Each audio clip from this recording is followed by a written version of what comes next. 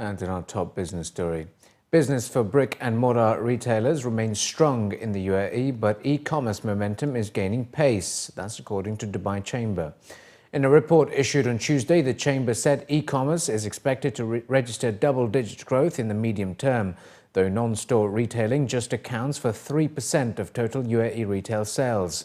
The report comes a week after Amazon.com agreed to buy UAE-based Souk.com, a move experts believe will propel growth of e-commerce sector.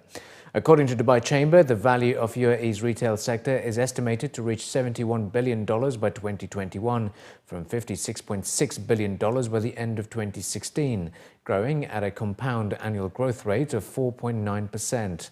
The sector contributes around 11% to the country's GDP, while Dubai's retail and wholesale sector accounts for 29% of GDP. The Chamber said that demand in the retail sector remained steady last year, supported by a 5.8% year-on-year increase in footfall within shopping malls. It added that the footfall increase was driven by a rise in the number of tourists, absence of sales tax, and expansion of sales events, promotions, and shopping festivals. The Chamber also said the largest shopping malls in the UAE, operated by Emaar Malls and Al Futtaim Properties, witnessed steady increase in the number of visitors, with credit card transactions increasing 5% year-on-year during the Dubai Shopping Festival in 2016, signalling rising consumer confidence.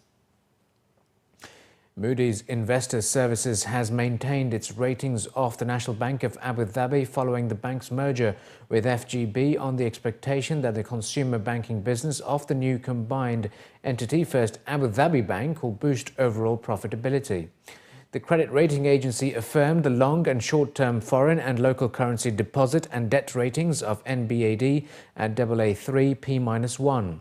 At the same time, Moody's altered the ratings of FGB to match that of NBAD before saying it would withdraw the ratings altogether following the delisting of the shares in FGB.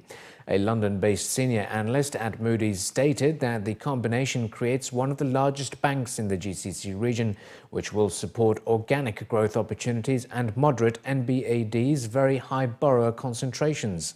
The ratings agency added that it expects the stronger retail franchise of the merged entity to drive solid margins, which will support improved profitability. First Abu Dhabi Bank will have assets in excess of 670 billion dirhams, making it the UAE's largest bank and the second largest in the Middle East by assets, behind Qatar's QNB at $198 billion.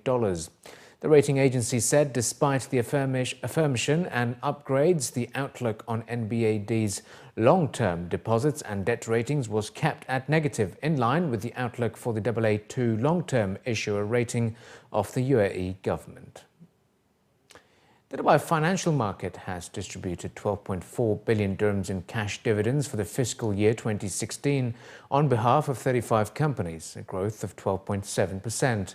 According to the DFM, the distribution of dividends is expected to exceed 13 billion dirhams before the end of this month, as some companies are still in the process of transferring their planned dividends to the market to manage their distribution to shareholders. In 2015, the DFM distributed 11 billion dirhams on behalf of 27 companies.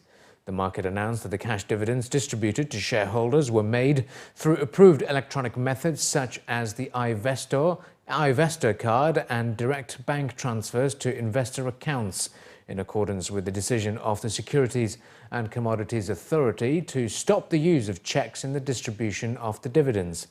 The SCA made a decision in 2015 whereby companies listed at financial markets have to transfer cash dividends to their shareholders through the financial market bank account. A new survey of around 1,000 IT leaders in Saudi Arabia and UAE has revealed that around 46% of the companies surveyed in the UAE have experienced a cybersecurity breach. The findings by Pan Alto Networks were launched during a cybersecurity summit held this week, where experts looked at the importance of security infrastructure for cloud computing and applications.